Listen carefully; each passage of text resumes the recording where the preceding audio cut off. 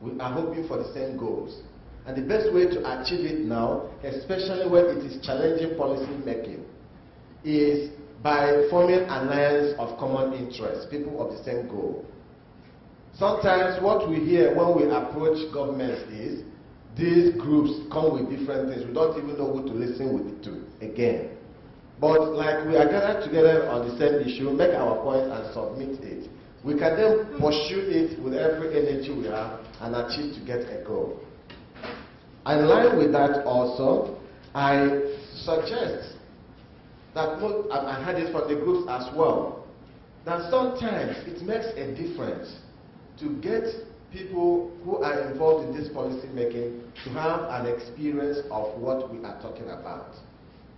In Geneva, I had an experience of when a committee, a group was pushing that United Nations adopts the Convention on Eradication of Abject Poverty.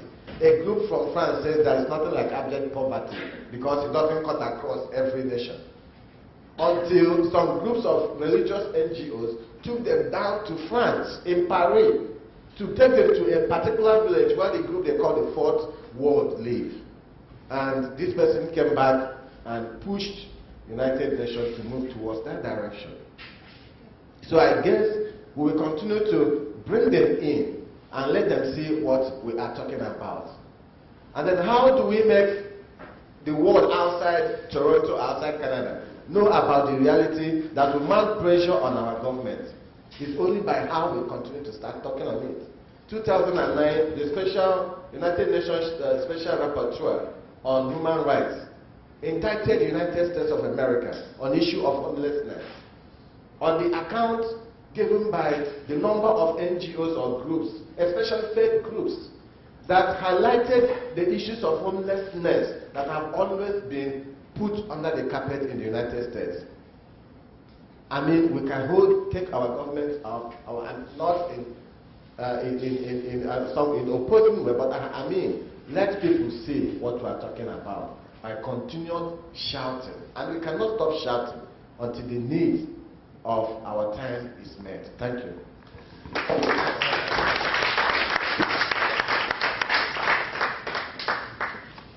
So I want to say thank you very much to all of our panel members today. We have a small token of appreciation for them. So Rabbi Tina, for you. And Emeka, who came all the way from New York in the United Nations, we appreciate your travel very much. Thank you very much. And Reverend Chairman, thank you. We appreciate your help very much.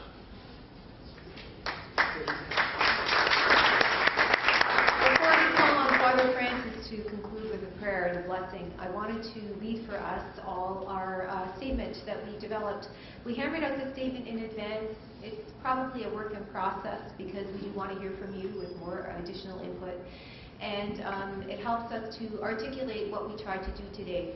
I think really in terms of being a witness to the behind-the-scenes planning of today, seeing the folks on the panel has been really moving. And I can't believe I'm actually getting emotional. It's been a long time coming here. So I want to thank all of the partners actually who've been involved in planning it, but also it's been a very hopeful day on getting very diverse groups who normally wouldn't sit down and talk about the issues of mutual concern together in a room and just chat about them. I think that's a very good example for the world to witness.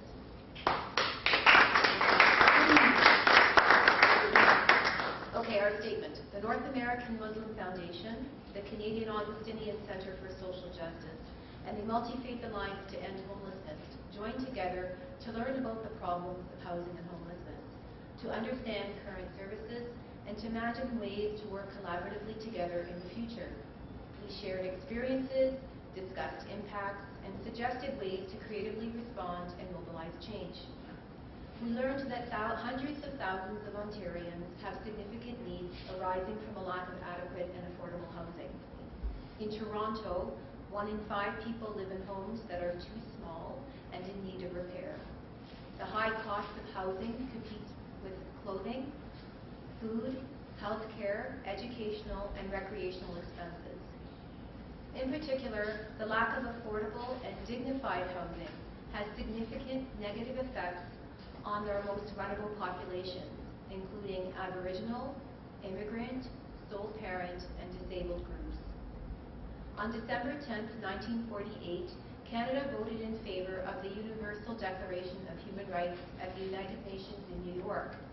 Article 25, Section 1 states, quote, "Everyone has the right to a standard of living adequate for the health and well-being of self and family, including food, clothing, housing, and medical care, and necessary social services, and the right to security in the event of unemployment, sickness, disability, widowhood, old age, or other lack of livelihood in circumstances beyond personal control."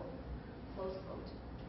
In December 1975, following the first Federal Provincial Conference on Human Rights, along with the provinces, Canada voted to ratify the international human rights treaties to recognize the right of everyone to adequate housing. Yet, Canada remains without a national housing strategy that organizes responses around compassion and human dignity. Therefore, we call upon government, religious, and other leaders in society to advocate for a Canadian national housing strategy that seriously commits to eradicating poverty through dignified housing. We also call upon each other to work diligently for policy changes that recognize the serious negative impacts of inadequate and unaffordable housing on all of us. It is our hope that today's dialogue activate peaceful, prayerful, and collaborative interfaith approaches to social justice in Toronto that serve as an example for Ontario, Canada, and abroad.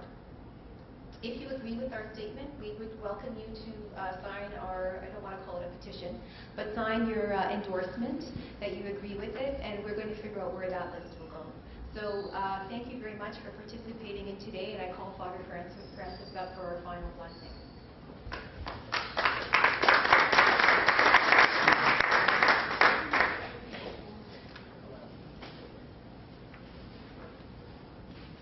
Before I offer the prayer, I'd like to just thank Brian and Lisa for organizing this for us, and all the other volunteers that have given their time and energy freely for this to happen.